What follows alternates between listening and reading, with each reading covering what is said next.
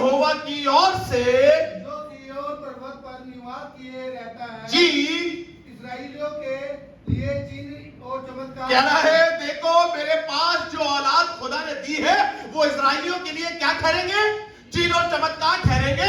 आज जो कुछ में और आपके पास है, हमारा घर, हमारा परिवार, बीवी के लिए शौहर, शौहर के लिए बीवी, माँ बाप, बच्चे, कह रहा है देखो जो परिवार, जो औलाद खुदा ने मुझे दी है वो इस्राएलियों के लिए क्या ठहरेंगे? चिन्ह और चमत्कार ठहरेंगे। मैं और आपके लिए जिस परिवार में हम रह रहे हैं ना, जब कोई आए और आकर कहने लग जाए भैया पता नहीं कैसा पति हमें मिला, भैया पता नहीं कैसे बच्चे हमें मिले हैं, भैया पता नहीं कैसी बीवी हमें मिली है, पता नहीं कैसा घर हमें मिला, कैसी नौकरी हमें मिली है, कैसे हालात हमारे, नहीं, जो कुछ खुदा ने तुम्हें दिया है वो दुनिया के लोगों के लिए, तुम्हारे बीच में तुम चमत्कार उनके लिए ठहरोगे।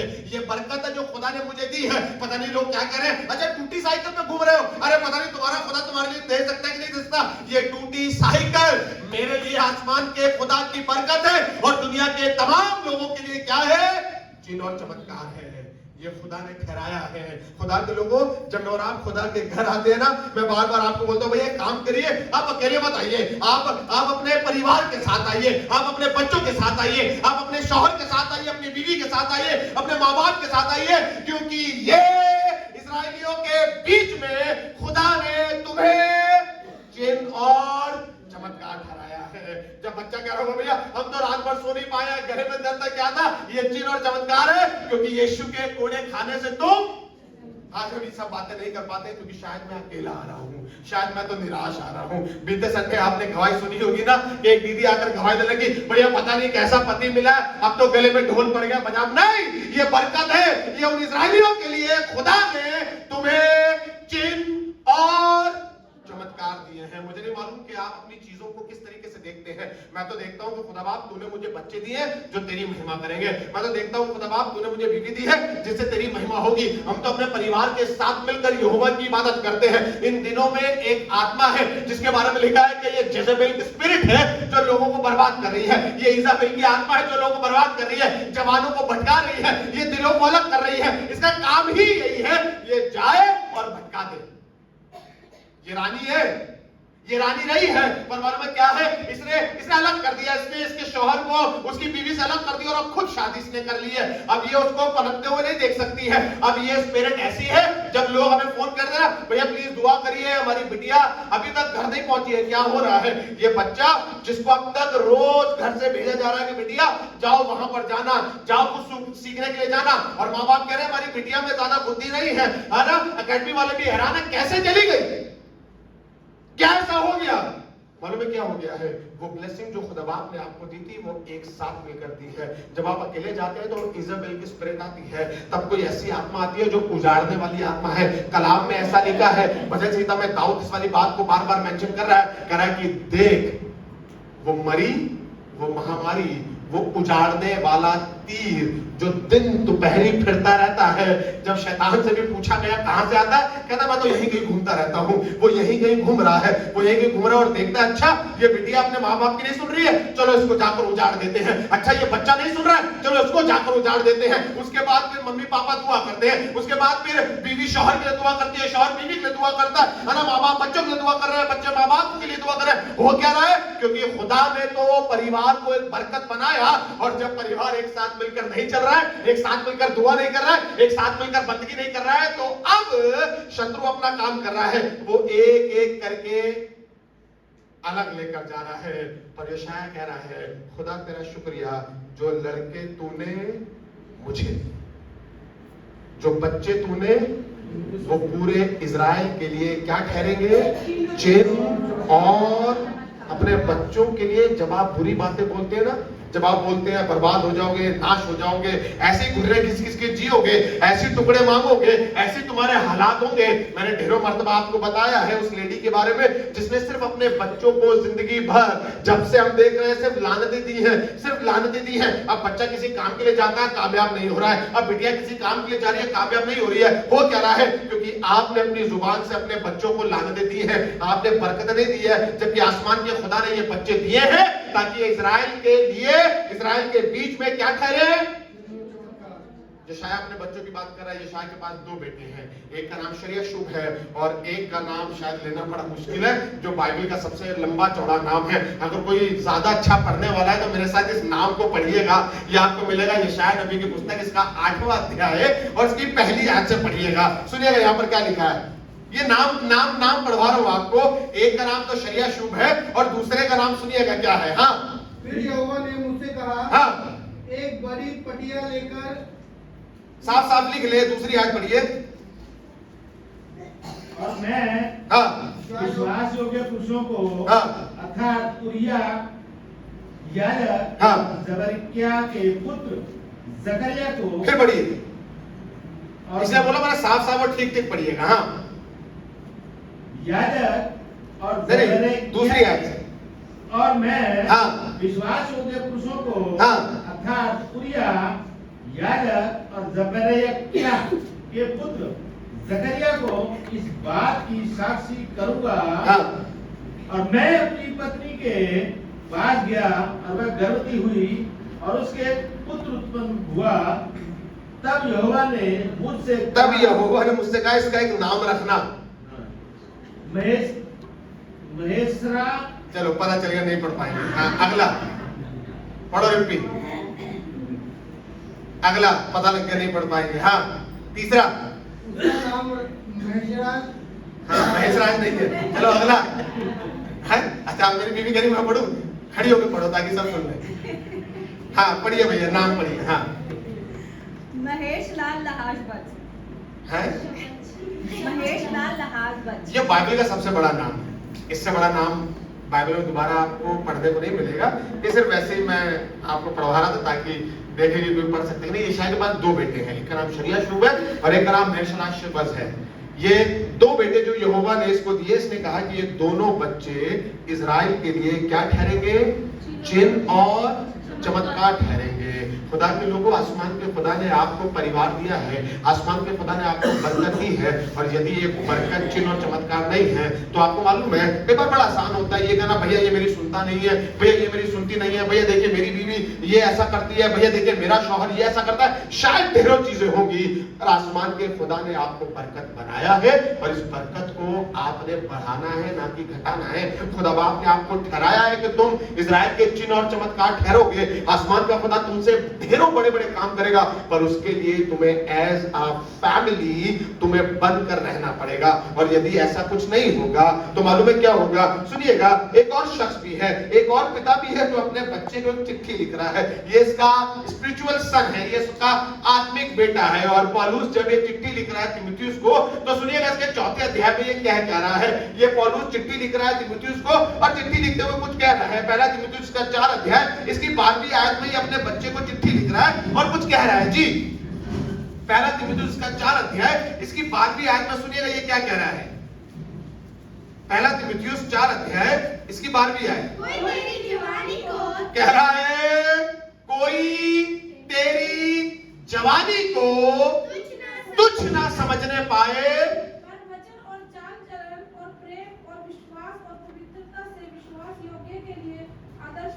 कह रहा है काम करना।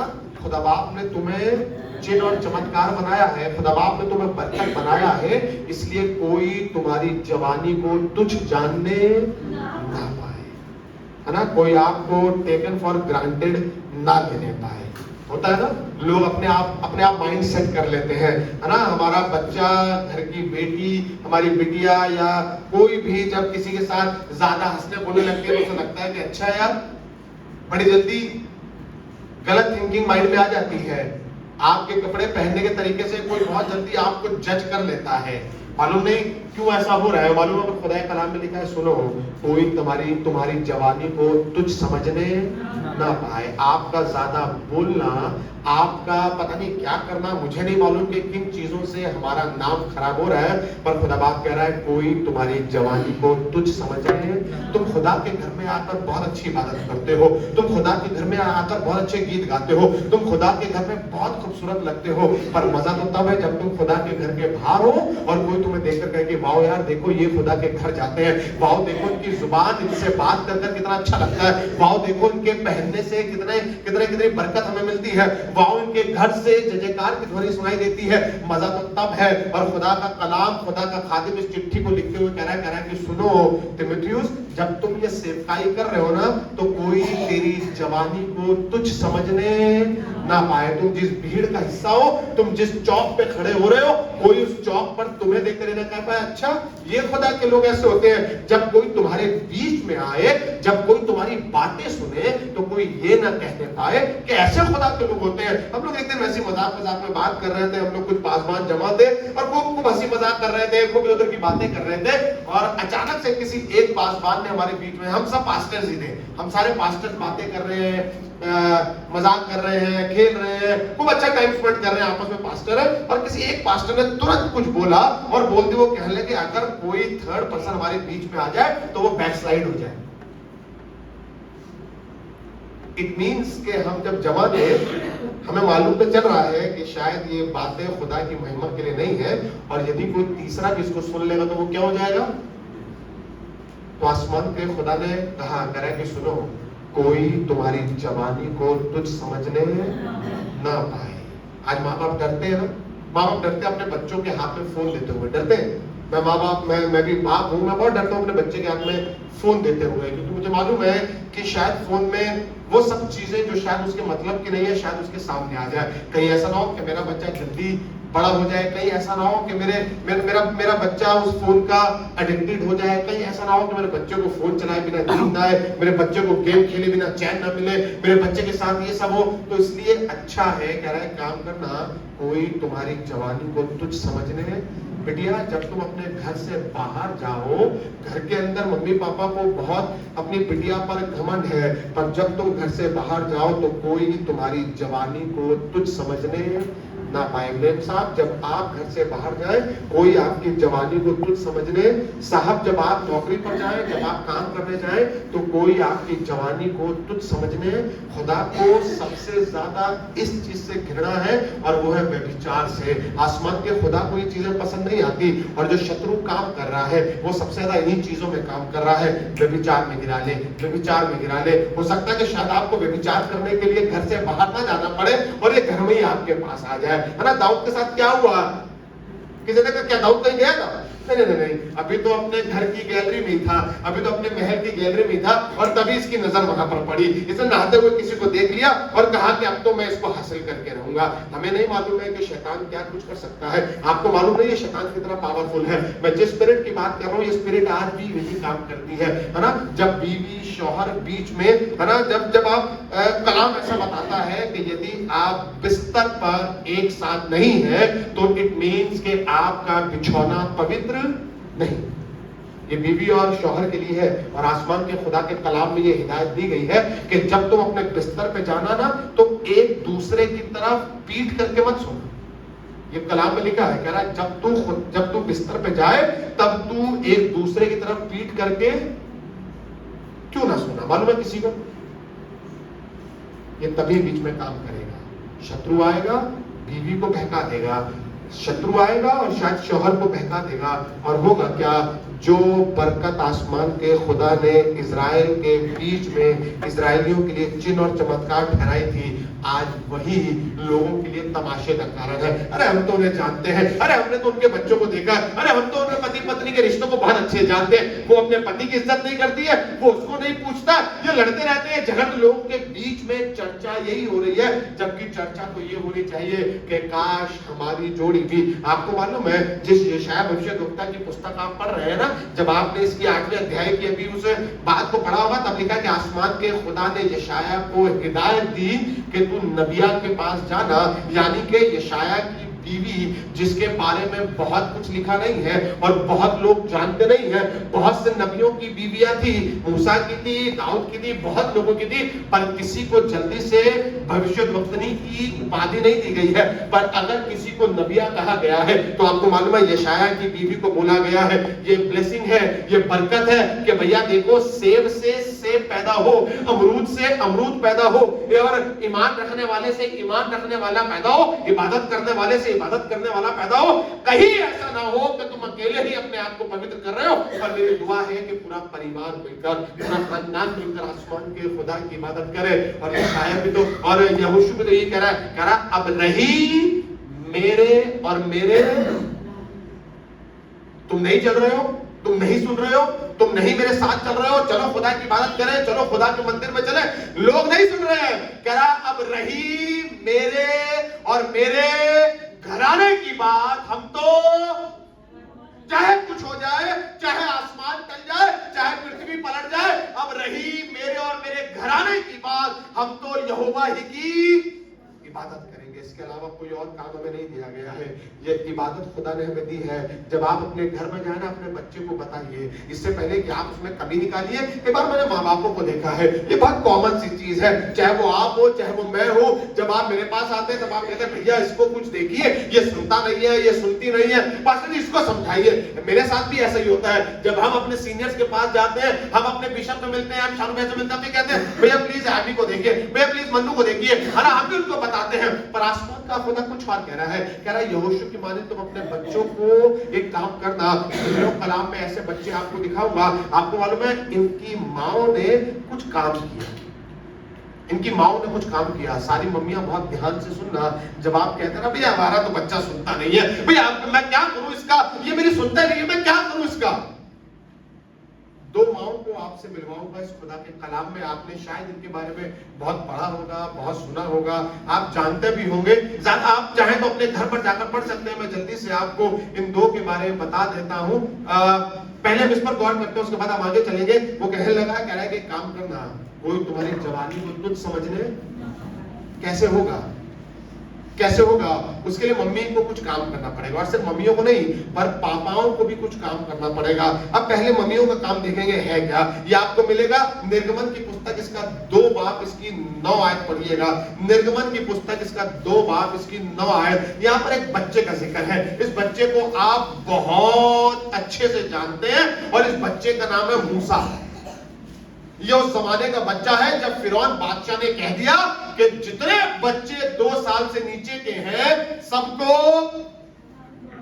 क्या कर दिया जाए। मालूम है कैसे मार दिया जाए, मालूम है किसी को कैसे मार दिया जाए, पानी में डुबो कर मार दिया जाए।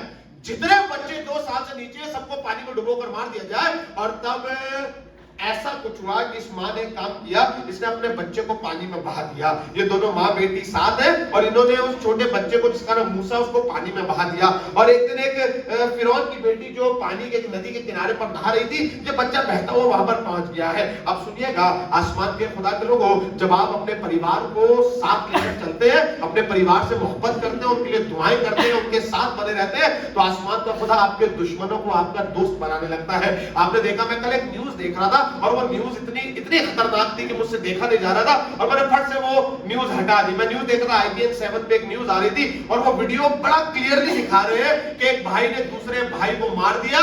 जमीन के लिए माँ बाप चिल्ला रहे हैं, रो रहे हैं, और मारा मालूम है कैसे है, वो ट्रैक्टर चला रहा है और ट्रैक्टर रोक ही रहा है। ट्रैक्टर से बार बार अपने भाई के ऊपर से वो ट्रैक्टर कम से कम 4 से 5 बार चढ़ा दिया, और वो भाई वहीं मर गया। लोग तमाशा देख रहे हैं, लोग वीडियो बना रहे हैं, पर कोई उसको बचा नहीं रहा है। ये वीडियो वायरल हो रही है, और मालूम है क्यों वायरल हो रही है, क्यों लोग देख रहे हैं, क्यों ऐसा हो रहा है, क्योंकि शायद कहीं सीख की कमी रह गई, शायद कहीं दिखाया गया, कहीं बताया गया, कहीं कुछ गलत बोल दिया गया, और बता दिया गया ये ज्यादा अच्छा है, ये ज्यादा अच्छा है, ये खराब है, ये अच्छा है। दुश्मन बीच में आ गया, भड़का दिया। पर अगर साथ रहेंगे तो दुश्मन कभी बीच में आने, यहां पर ये पूरा परिवार साथ था, माँ बेटी साथ है, बच्चा बहा दिया गया है। तो तब आपने कहा ठीक है, मैं बच्चे को मरने नहीं दूंगा, और तुम्हारे फिरौन जो तुम्हारा दुश्मन है, उसी की बेटी इसको गोद ले लेगी। सुनिएगा हुआ क्या यहाँ पे जी। फिरौन की बेटी ने उससे कहा, हाँ, तू इस बालक को ले जाकर मेरे लिए दूध पिलाया। वाह, ये आसमान के खुदा का काम है, ये आसमान के खुदा का काम है। ये मूसा के बारे में लिखा है, फिरौन की बेटी को ये बच्चा मिला है, और मालूम है जैसे इसने इस बच्चे को उठाया, अभी तो फिरौन की बिटिया की शादी नहीं हुई है, इसको दूध कौन पिलाएगा। वहां पे मरियम जो मूसा की बहन थी वहीं पर दासी का काम करती थी, ये वहीं पर उस फिरौन की बेटी के आसपास रहती थी और जल्दी से अपने हाथ उठाया कि मालकिन मैं किसी को जानती हूँ जो इस बच्चे के लिए बिल्कुल परफेक्ट है। ये अपनी माँ को बुलाकर लाती है कि वहां पर एक बच्चे को दूध पिलाने की जरूरत है। सोच कर देखिए, जिसका बच्चा था उसी की गोद में आ गया है। अब सुनिएगा, यहाँ पर ये कहानी ये नहीं है, अब कहानी अब शुरू होती है। अब उसने कहा तू एक काम करना, इस बच्चे, हाँ पढ़िए। और मैं तुझे मजदूरी दूंगी। कह रही है तू इस बच्चे को दूध पिलाना, सुबह दोपहर शाम, या जब जब इसको जरूरत पड़े तू दूध पिलाना और मैं तुझे मजदूरी दूंगी। ये खुदा का काम है जी। तब वह स्त्री बालक को ले जाकर दूध पिलाने लगी। दूध पिलाने लगी। जब बालक कुछ बड़ा हुआ तब वह उसे फिरौन की बेटी के पास ले गई जी। और वह बेटा ठहरा और उसने यह कहकर उसका नाम मूसा रखा जी। मैंने इसको जल से पानी से निकाला है। ये किस्सा है कि भैया फिरौन की बेटी के पास ले जाया गया। अब एक और किस्सा आता है, ये वो किस्सा है कि जब आपने पढ़ा होगा कि जब मूसा ने फिरौन की बेटी का बेटा होने से, और मालूम मूसा ने क्या किया? जो गुजर रहा था और इसने देखा कि दो लोग लड़ रहे हैं और मिस्री इब्री पे भारी पड़ रहा है। मालूम है आपको ये कहानी? मूसा गुजर रहा है और देख रहा है कि दो लोग आपस में लड़ रहे हैं और मूसा दो में से एक को मार देता है। मालूम है किसको मार देता है? मिस्री को मार देता है, जो मिस्र में रहता था उसको मार देता है। इससे पहले तो मूसा भी मिस्र में ही है, फिरौन की बेटी का बेटा है, सब चीजें, इसको तो मिस्री ही होना चाहिए था। पर ऐसा क्या हुआ कि मूसा ने इब्री के लिए, जिसको वो अपना भाई कह रहा है, इब्री को अपना भाई कह रहा है, और मिस्री को उसने मार डाला। क्या ऐसा हुआ है? मालूम है क्या ऐसा हुआ है? कुछ 7 या 8 बरस तक, या बहुत मतलब उस जमाने में क्या होता था, ये मिस्र में और यहूदियों में ऐसा ये प्रथा थी कि बच्चे को कम से कम 5 साल तक दूध पिलाया ही जाए। 5 साल बच्चे को दूध पिलाना ही पिलाना है, और 5 साल के बाद बच्चा खाना पीना शुरू करेगा। 5 साल तक बच्चा मां के दूध पर रहेगा। 5 साल तक मूसा को दूध पिलाया गया है। 5 साल का बच्चा है कोई, हमारे आयुष कितने साल के हो? हाँ जी 6, 1 साल बड़ा हो गया आयुष, है ना? अब सोचिए आयुष आ गया हो जल्दी भाग के। 5 साल तक के बच्चे को दूध पिलाया जा रहा है। ये 5 साल का बच्चा है। आ जाओ यहाँ, आ जाओ यहाँ पे लटक के दिखाओ। ये 5 साल का बच्चा है, 6 साल का हो गया है। अब बोलो 5 साल तक इस बच्चे को दूध पिलाया जा रहा है, और इसकी माँ एक काम कर रही है, बराबर एक काम कर रही है। काम मालूम है क्या कर रही है? तुम मिस्री नहीं हो, तुम फिरौन की बेटी के बेटे नहीं हो। ये रोज दूध पिला रही है और रोज इसे बता रही है तुम खुदा के हो, तुम इब्री हो, तुम्हें खुदा का काम करना है। ये जो गुलामी में है ना, ये तुम्हारे भाई हैं। ये जो इजरायली है ना, ये खुदा के लोग हैं, तुम्हें इनके लिए कुछ करना है। ये बचपन से सिखाई जा रही है, सिखाई जा रही है, सिखाई जा रही है। और इस बच्चे को 5 साल में इतना इसके दिमाग में बैठ गया कि जैसे ये बड़ा हुआ, ये अपनी माँ के सामने, जिसने उसको गोद दिया था, इसने कहा कि मैं तुम्हारा बेटा। Thank you Ayush. एक काम है माँ बापों के लिए, अपने बच्चों को आप क्या दे रहे हो, क्या सिखा रहे हो? जो आप भर रहे हो ना, जो आपके घर में चल रहा है वही।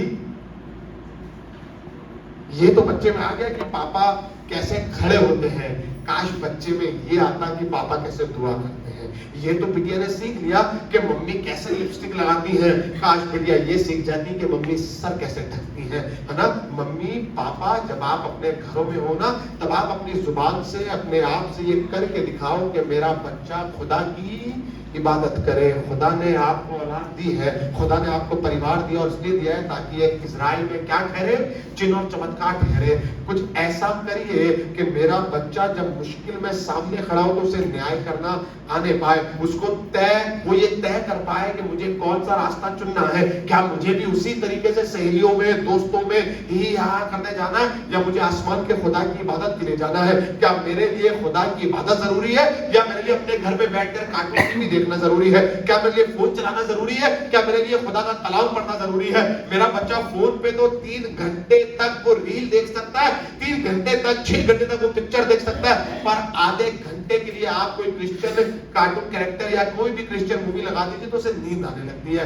वो मालूम है क्या रहा है? शायद अब जब आप उसको कुछ पिला रहे हैं, आप जब उसको सिखा रहे हैं, ये मम्मी का काम है, बेटा सुनो, ये पापा है, इनकी इज्जत करना, बेटा सुनो, ये वाली आंटी है, इनको नमस्ते करना, ये अंकल है वहां रहते हैं, इनको नमस्ते करना, इनके पांव छूना, सिखाते ना आप अपने बच्चे को। और कितना अच्छा लगता है जब बच्चा भाग के आता है और आपके पैर छू लेता है। बड़ा अच्छा लगता है ना जब आपका बच्चा आपके कहने से पहले कहता है प्रेज द लॉर्ड। बड़ा अच्छा लगता है जब आपकी बिटिया आती कहती है जय मसीह की। आपको बताना नहीं पड़ता है, आपको सिखाना नहीं पड़ता है, पर क्यों? क्योंकि आप वो काम कर चुके हैं। इसीलिए ये बात जान लीजिए, खुदा ने आपको चिन्ह और चमत्कार ठहराया है ताकि इजराइल में आप पहचाने जाएं। आज हमें कोई पहचान नहीं रहा है। आज हम खुदा के लोग हैं, आज हम खुदा के घर जाते हैं, हम इबादत करते हैं, पर जैसे ही हम अपने आस पड़ोस में जाते हैं, जैसे हम अपने घरों में वापस लौट कर जाते हैं, हमें कोई रिकॉग्नाइज नहीं करता है, हमें कोई पहचानता नहीं है तुम कौन हो। हम ट्रेन में जा रहे हो हम तो बिल्कुल साधारण लगेंगे, हम प्लेन में जा रहे हो हम तब बिल्कुल साधारण लगेंगे, हम बस में जा रहे हो, हम बाजार जा रहे हो, हम पिक्चर देखने जा रहे हो, बिल्कुल साधारण लगेंगे। ऐसी कौन सी चीज है जो मेरे में और दुनिया के लोगों में फर्क साबित करेगी? वो है आसमान के खुदा की बातें, वो है आसमान के खुदा का व्यवहार, वो है आसमान के खुदा की छवि जो मुझ में से दुनिया में दिखाई देगी। एक और औरत भी है, इस औरत के बारे में भी आप बहुत अच्छे से जानते होंगे। इस औरत ने बड़ी नेगेटिविटी में अपनी जिंदगी गुजारी है। 21-22 साल हो गए हैं, ये अभी तक बांझ की बांझ है। इसको चिढ़ाया जाता है, इसको रुलाया जाता है, इसको छेड़ा जाता है, इसके ऊपर दोष लगाए जाते हैं। ये बड़ा रोती है, बहुत नेगेटिविटी में है, बहुत नकारात्मक जीवन जी रही है। शौहर से बात करने का मन नहीं करता है, लोगों से बात करने का मन नहीं करता है, और इसका दिल भी खराब हो चुका होगा क्योंकि सब लोग इसको चिढ़ाते हैं। पर अच्छी बात मालूम है क्या है? जैसे ये खुदा के घर में गई है और ये खुदा के घर में जाकर दुआ कर रही है और कहने लगी, खुदा बाप अगर तू मेरी दुआ सुन ले और मुझे औलाद दे दे तो मैं अपनी औलाद को तुझे तेरे घर में दे दूंगी। कब दे दूंगी? कब दे दूंगी? जैसे ही ये दूध पीना छोड़ेगा मैं इसे तेरे घर में दे दूंगी। जैसे ही ये दूध पीना छोड़ेगा मैं इसे तेरे घर में। मालूम है इसके बेटे का नाम क्या है? आसमान के खुदा ने इसकी दुआ सुनी और इसके बेटे का नाम शमूएल है। और मालूम है ये माँ है, ये बड़ी नकारात्मकता में इसने, हो सकता है कि शायद हम भी ऐसी माँ है, हो सकता है शायद हम भी ऐसे पापा है जो बड़ी गरीबी में जी रहे हैं, अपने बच्चों को रोज कह रहे हैं बेटा पापा गरीब है, बेटा पापा गरीब है, बिटिया पापा गरीब है, हमारे घर के हालात खराब है। मालूम है बच्चा कैसे बड़ा होगा? बच्चा उसी गरीबी की मानसिकता को लेकर बड़ा होगा। अरे भैया हम तो गरीब है। वो अच्छा भी पहन रहा होगा तब भी कहेगा भैया हम तो, उसकी जेब में पैसा होगा वो तब भी कहेगा भैया हम तो। क्यों? क्योंकि उनकी मानसिकता अब यही हो गई है, क्योंकि दूध उसको पिलाया जा रहा है, उसके साथ साथ ये बातें पिलाई जा रही है, ये खिलाया जा रहा है। अरे हमारे घर के हालात देखो, हम अमीर नहीं है, हम ऐसे नहीं है, हम ऐसे नहीं है, हम तो बिल्कुल वैसे हैं, हमारे हालात देखो, तुम देखो। कहते नहीं, अपने बच्चे को आप क्या सिखा रहे हैं? इसकी माँ बड़ी नकारात्मकता में है, ये बड़ी नेगेटिविटी में है। पर मालूम है जैसे ही शमूएल ने दूध पीना छोड़ा, ये इसे खुदा के घर में ले गई। अब जब ये खुदा के घर में ले गई है, इसने एली के यहाँ छोड़ दिया है, तो सुनिएगा यहाँ पर कुछ दिखाई दे रहा है। शमूएल को खुदा के घर में छोड़ दिया गया है। पहला शमूएल इसका 2 बाप इसकी 18वीं आयत पढ़िएगा। पहला शमूएल इसका 2 बाप इसकी 18वीं आयत। शमूएल को खुदा के घर में छोड़ दिया गया है। पहला शमूएल इसका 2 बाप इसकी 18वीं आयत। अब सुनिएगा यहाँ पर देखा कैसे जा रहा है शमूएल को। अभी शमूएल बहुत बड़े नहीं है, अभी शमूएल मुश्किल से 7 या 8 साल के हैं। अब सुनिएगा ये दिखाई कैसे दे रहे हैं। पहला शमूएल इसका 2 बाप इसकी 18वीं आयत पढ़िएगा जी। हाँ, जो बालक था, कह रहा है तब वो शमूएल जो बालक था, हाँ, वाह, इसने कुछ पहना है। हिंदी में लिखा है, क्या पहना है? सनी। सनी एक कपड़ा है। सनी का एपोद पहने हुए यानी कि इंग्लिश में बहुत खूबसूरत लिखा है ये है प्रीस्टली गारमेंट। प्रीस्टली गारमेंट का मतलब मालूम है क्या होता है? जो याजक पहनता है। याजक का वस्त्र 8 साल का बच्चा पहने हुए खुदा के सामने खड़ा। क्यों? क्योंकि इसकी मां ने बचपन से इसको कुछ सिखाया है, बेटा देखो मैंने बड़ी दुआओं से तुम्हें खुदा से मांगा और मैंने खुदा से वायदा किया है, जैसे ही शैमुएल दूध पीना छोड़ेगा मैं खुदा के घर में दे दूंगी। और शैमुएल सुनो, तुम खुदा के हो, खुदा ने तुम्हें दिया है खुदा की खिदमत करना, खुदा के कलाम की मुनादी करना, आसमान के खुदा के काम को करना और खुदा के खादिम की खिदमत करना, खुदा के घर में रहना, झाड़ू लगाना, सफाई करना, पर खुदा से जुड़े रहना। अब ये बच्चा 8 साल का है और यहोवा के सामने प्रीस्टली गारमेंट पहन के खड़ा है। वाह! आसमान के खुदा ने मुझे और आपको बरकतें दी हैं और इन बरकतों को हमें पहचानना है, इन बरकतों को हमें तैयार करना है। बिटिया तुम खुदा की हो, बच्चे तुम खुदा के हो। अरे मम्मी हम तो डॉक्टर बनना चाहते हैं, बहुत अच्छी बात है।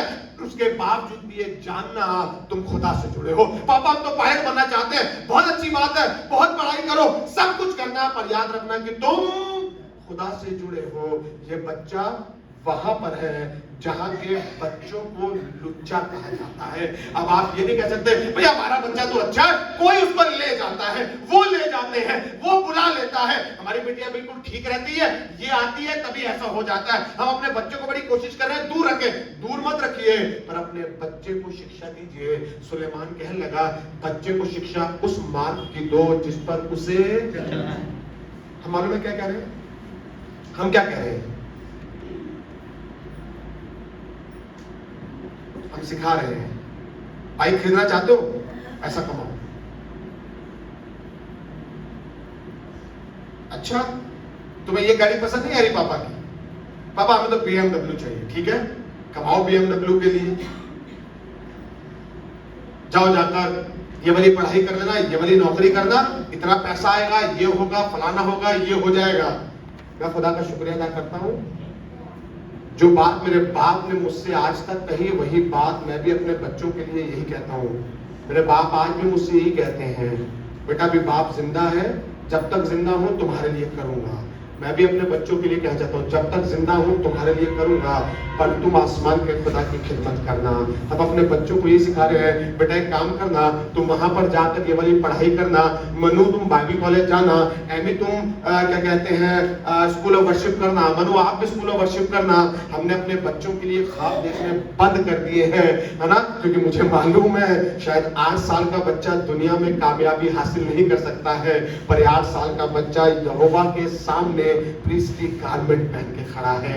ये 8 साल का बच्चा आसमान के खुदा के घर में इबादत के लिए खड़ा है। ये आसमान का खुदा मालूम है, ये आसमान के खुदा के सामने खड़ा है और ये 8 साल का बच्चा खुदा की आवाज सुन पा रहा है। मुझे नहीं पता कि कितने बच्चे अपने माँ बाप के सुनते होंगे, पर मम्मी पापा बीवी शौहर एक दूसरे के साथ मोहब्बत से रहो, एक दूसरे की सुनो। ये मत कहो अच्छा पापा ने ऐसा कर दिया आओ मैं करूंगी, अभी मम्मी जिंदा है, अच्छा मम्मी ने ऐसा कर दिया कोई बात नहीं अभी पापा करेंगे।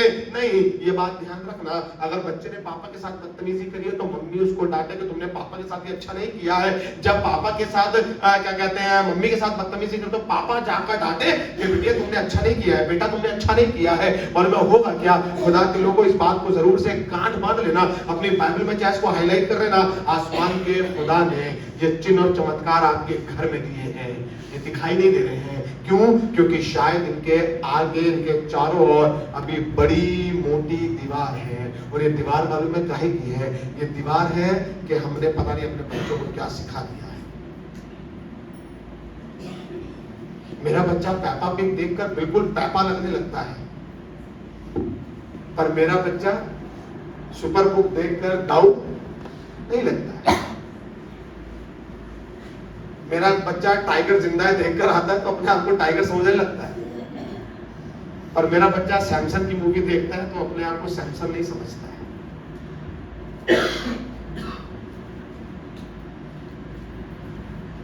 मेरा बच्चा एक्सपेंडेबल्स देखता है तो कहता है काश मेरे अंदर भी ऐसा टैलेंट आ जाए, मैं भी चाकू घुमा सकूं। प्रकाश मेरा बच्चा सन ऑफ गॉड देखकर कहे कि काश मैं भी पतरस की तरह पानी पर चल सकूं, काश मैं भी यमुना की तरह यीशु मसीह का प्रिय चेला हो जाऊं। काश मैं भी कुछ करूं, काश मैं भी खुदा के लिए करूं। मेरा बच्चा बाजार में निकलता है, ये वाला कपड़ा पहना, पापा देखो जो उसने पिक्चर में पहना था, सिद्धू मूसे वाला लगूं मैं, ताकि बेल बॉटम पैंट पहन के और बाहर शर्ट निकाल के प्रकाश अच्छा लगे कि मेरा बच्चा सनी का एपोद पहन के यहोवा के सामने। काश मेरी बिटिया इससे पहले मम्मी ऐसा वाला कपड़ा पहनूंगी, शरारा पहनूंगी, गरारा पहनूंगी, काश जब मेरी बिटिया खुदा के घर में जाए तो कहे मम्मी प्लीज मेरी स्टॉल मुझे दे दीजिए, मुझे खुदा के घर में नंगे सर नहीं बैठना है, मुझे खुदा को इज्जत देनी है। जब खुदा का कलाम घर में पढ़ा जाए तो वो इज्जत के साथ पढ़ा जाए। जब आप खुदा के नाम से जमा हो तो आपके फोन साइलेंट हो, आपको फोन की चिंता ना हो। जब आप 10 मिनट खुदा की इबादत कर रहे हो, चाहे दरवाजा तोड़कर कोई अंदर घुसाए, वो 10 मिनट आप खुदा की इबादत करें।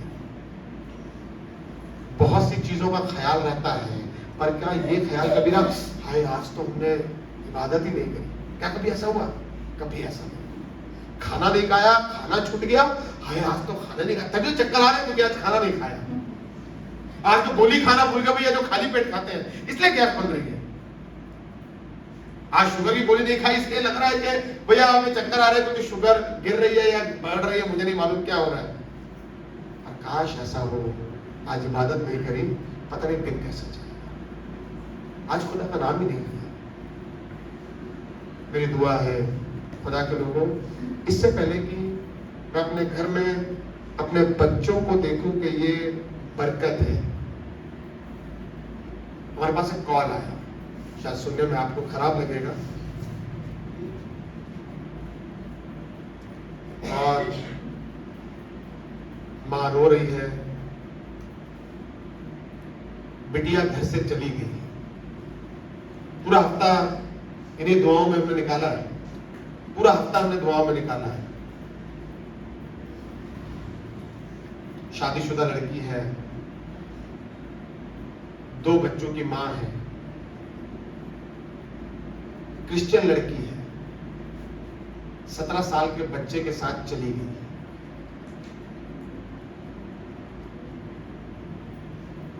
बच्चों की चिंता नहीं है, शौहर की चिंता नहीं है, घर की चिंता नहीं है। मालूम है क्या हो रहा है?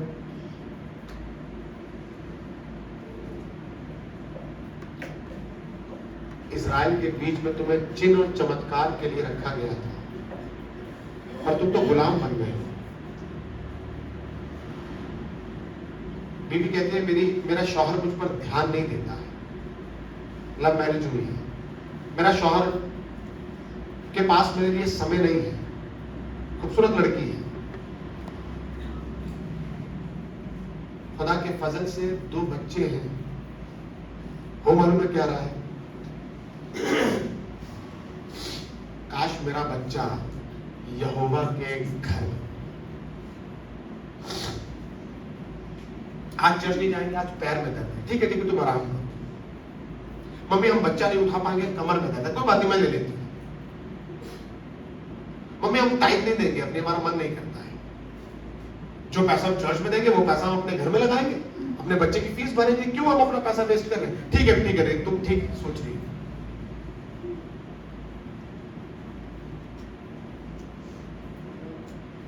सब चीजें हैं, बड़ा टीवी घर में आ गया है, बहुत बढ़िया घर बन गया है, महिला फोन हाथ में है, और अब खुदा उस घर में नहीं। पति पत्नी जितने यहां पर हैं, मुझे नहीं मालूम कि आपको कितना अच्छा लगेगा और कितना बुरा लगेगा यदि आप अपने पत्नियां अपने शौहर के अनुसार आप नहीं हैं। इट मीन्स कि वहां पर खुदा है ही नहीं। और पति अगर आप अपनी पत्नियों को मोहब्बत नहीं कर रहे हैं, इट मीन्स कि खुदा बाप आपके बीच में ये दिया इसलिए गया है, ये इसलिए दिया गया है। फिर दोबारा बताऊंगा, आदम की पसली से हवा बनाई गई है, और हवा को इसलिए दिया गया है क्योंकि आदम का अकेले रहना ठीक, और यदि आदम अकेले है तो अभी एक और है। एक और है, मालूम है कौन है? वो इजाबेल, जो तुम्हें अलग कर कर, भाई हमारा मन नहीं करता हमारे शौहर से बात करने का, भाई हमारा तो मन ही नहीं करता इसके मुंह लगने का, इससे बात करने का। वो कह रहा है इतना अलग कर दिया है, इतना बिखेर दिया है, क्योंकि मालूम है अगर ये साथ रहेंगे तो मालूम है क्या होगा, खुदा बाप बरकतें देता जाएगा।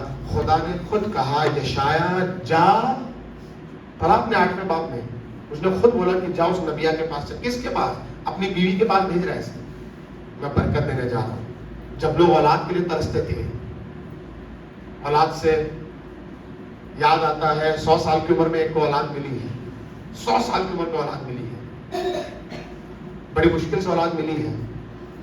और जब औलाद मिली तो खुदा ने कह दिया इसको कुर्बान करने के लिए मोरिया पर्वत पर ले आओ।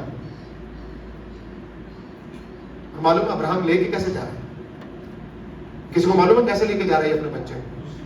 नहीं, इसने अपने बच्चे के हाथ पैर बांधे हुए हैं, अपने कांधे पर लटका रखा है और जा रहा है, आंसू बह रहे हैं और जा रहा है। खुदा ने मांगा है, रो रहा है। इसलिए भजन संहिता में लिखा ना, जो रोते हुए बोते हैं, बड़ा मुश्किल है भैया। नहीं, बड़ी मुश्किल से एक ही औलाद तो मिली है भैया, बड़ा मुश्किल है, अभी तो सैलरी बढ़ी है भैया, बड़ा मुश्किल है, अभी तो पैसा आना हाथ में शुरू हुआ है, बड़ा मुश्किल है खुदा के लिए कुछ करना। पर खुदा ने दिया है, खुदा ने दिया है। उसने कहा तूने दिया, तेरा नाम। ये रोते हुए जा रहा है पहाड़ पर, अपने बच्चे को अपने कांधे पर लादे हुए जा रहा है। बच्चा सवाल पूछ रहा है, उसके बाद बच्चे का मुंह भी बांध दिया गया है ताकि ये ज्यादा सवाल ना करे। ये पहुंच गया है, इसने वेदी तैयार करी, वेदी पर अपने बच्चे को लेटा दिया है। इसके हाथ में छुरी है, ये वेदी तैयार कर रहा है। बच्चा देख रहा है, अब इसने बच्चे की आंख पे भी पट्टी बांध दी है ताकि बच्चा देख भी ना पाए। बाप के लिए बड़ा मुश्किल है। ये तो ठीक था, ये मारने के लिए जाता है, आसमान के खुदा की आवाज आती है, अपना हाथ रोक ले, कुर्बानी के लिए बर्रा यहां पर इंतजाम हो गया है। यहां तक तो बिल्कुल ठीक है। मसला होता है आगे, वही रास्ता जिससे जा रहा था, अब वापस जब आ रहे हैं तो माहौल सोचिए क्या होगा। क्या लगता है आपको, कैसा माहौल होगा? है?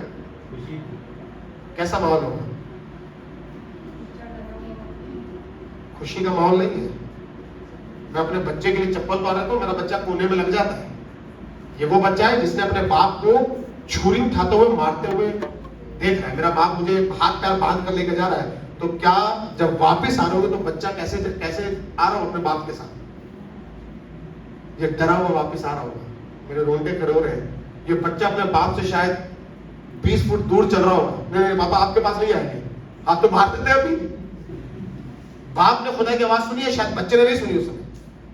आवाज तो बाप के कान में आई है ना, शायद बच्चे कान में नहीं आई। बच्चा बड़ा कोसों दूर चल रहा है, पर उसके बाद मालूम है अब 25 साल के बाद, 27 साल के बाद बच्चे की शादी करनी है, बच्चे की शादी करनी है, बच्चे की शादी करनी है। सुनिएगा, बस ये आखिरी कलाम है, मैं साथ पढ़ दीजिएगा। ये पैदाइश की किताब, इसके 24 बाब में सुनिएगा लिखा गया है। पैदाइश की पुस्तक, द बुक ऑफ जेनेसिस, उत्पत्ति की पुस्तक, इसका 24 बाब, इसकी 6वीं और 7वीं आयत पढ़िएगा।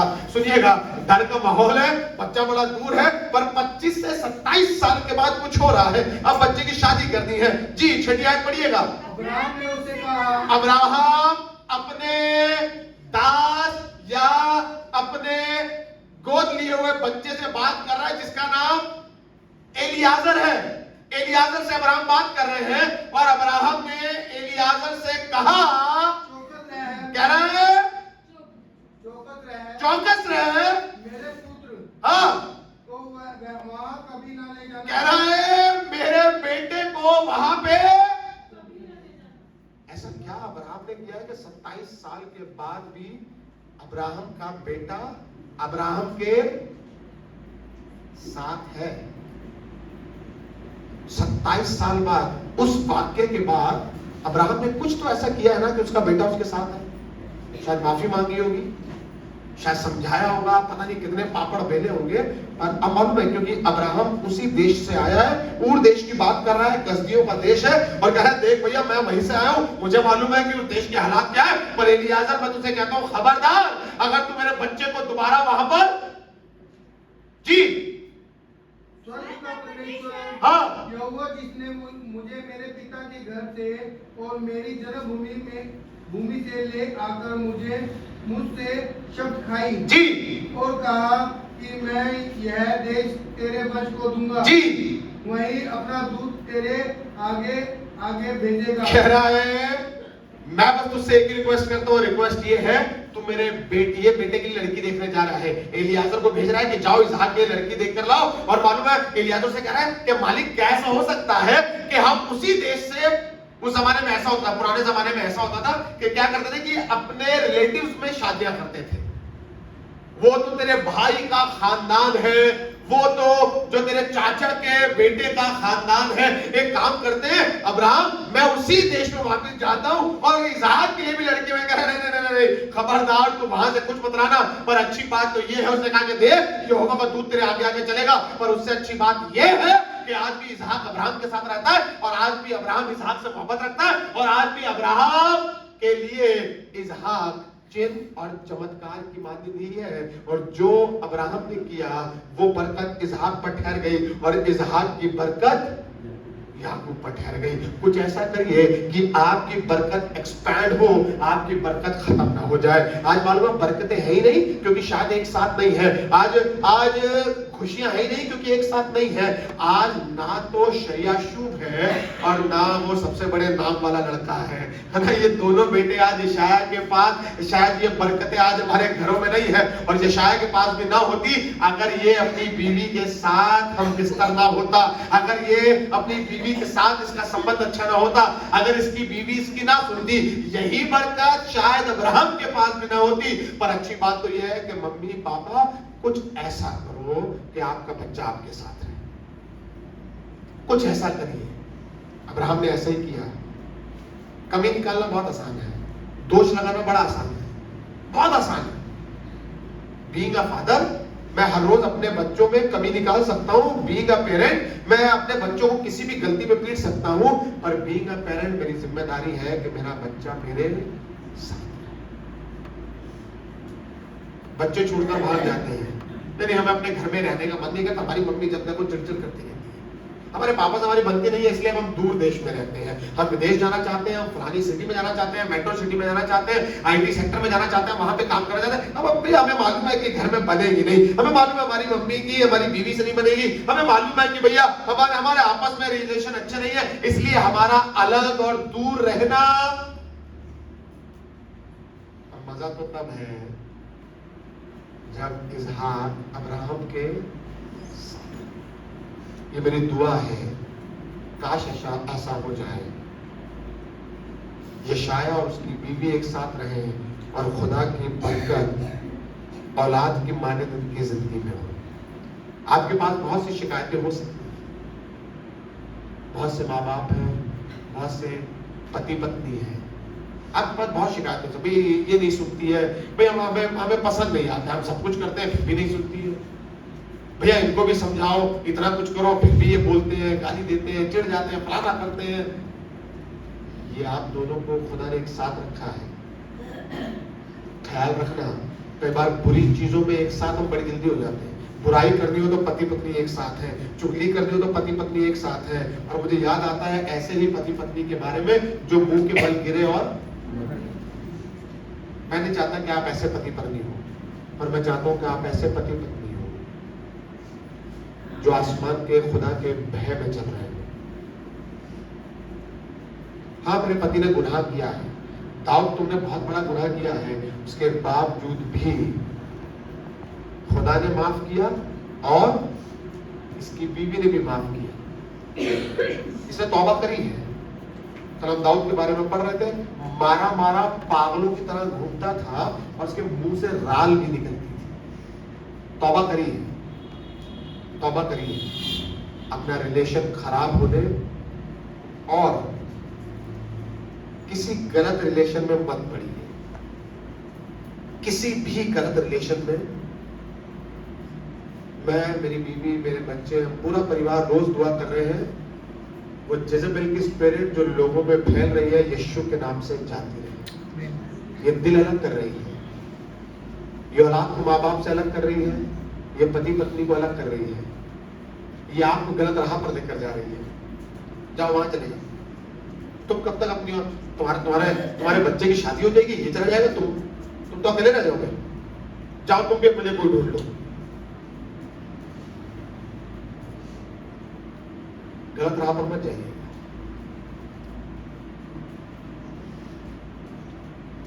खुदा ने इजराइल में तुम्हें चिन्ह और चमत्कार बनाया है, लानत मत बनिएगा। आज भी लूत की बीवी वही है। आज भी लूत की बीवी कहां है मालूम है? वो वही नमक का खंभा बनी हुई है।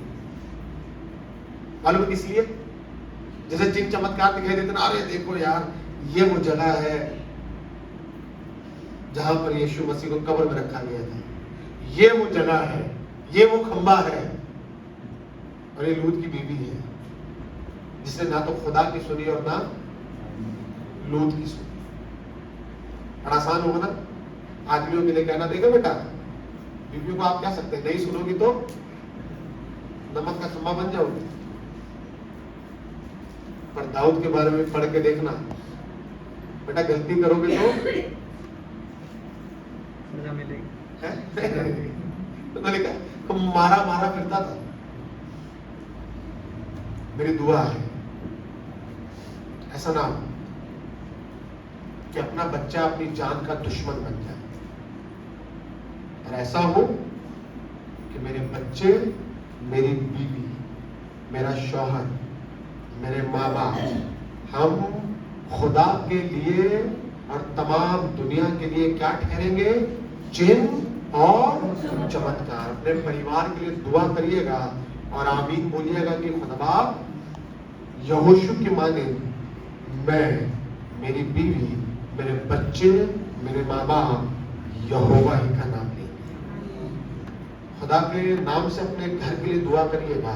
मैं बार बार बोलता हूँ ना, परिवार मिलकर दुआ करिए, क्योंकि अगर परिवार मिला हुआ नहीं है तो किसी भी बरकत को पाने से भूल जाए।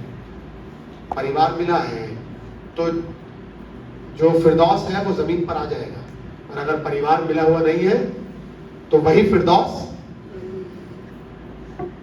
हमारा तो मन ही नहीं करता। ठीक है ना? सबसे ज्यादा रानियां रखने वाला आदमी कह रहा है झगड़ालू पत्नी के साथ रहने से अच्छा है कि घर के कोने में है पढ़ा क्या लिखा है, घर के कोने में पड़ा रहे, इससे अच्छा है। 900 रानियां है भैया, छोटा मोटा आदमी नहीं है, पर कह रहा है झगड़ालू बीवी के साथ रहने से अच्छा है कि घर के कोने में।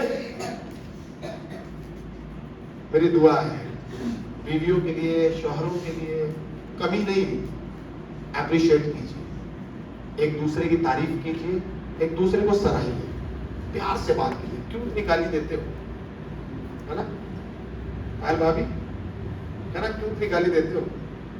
जो कोयला यशाया को छुआया गया था आज जला लेना और छुआ देना मुंह पे, कहना बेटा आप गाली दे।